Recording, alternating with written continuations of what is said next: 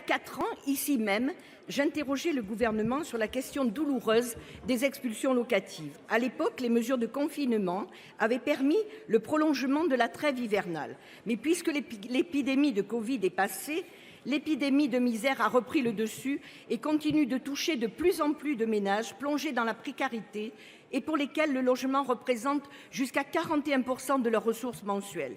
Le nombre d'impayés de loyers a triplé depuis 2020. En 2024, les expulsions locatives ont augmenté de 87% par rapport à 2023. C'est l'angoisse pour des dizaines de milliers de familles, dont beaucoup de femmes seules avec des enfants. 350 000 personnes sont sans domicile et les centres d'hébergement sont saturés. Notre pays compte pourtant 3 millions de logements vacants, dont 800 000 pourraient être mobilisés immédiatement. Alors que 2 700 000 personnes sont en attente d'un logement, nous savons que nous devrions en construire 200 000 par an.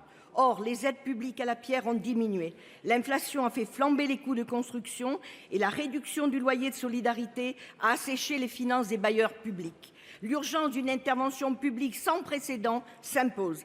Quelle politique en faveur du logement pour tous, et j'entends bien pour tous, entendez-vous mettre en œuvre, Madame la Ministre, et comptez-vous mettre fin aux expulsions locatives sans relogement, comme l'avait promis en 2017 le Président de la République?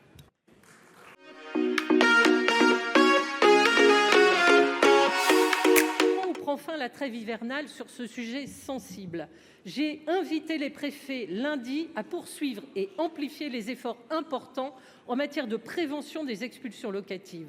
Nous devons intervenir dès le premier signalement dans le but de diminuer au maximum le recours à la procédure judiciaire d'expulsion, évidemment.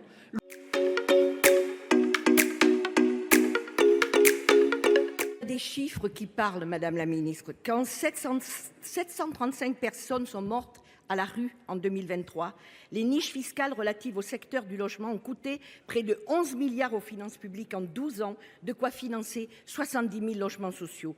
Alors, Madame la Ministre, avec mon groupe, je vous propose de réarmer la politique du logement qui donne la priorité à l'humain avant que plus aucun adulte ou enfant ne dorme à la rue dans la 7e puissance mondiale. Merci.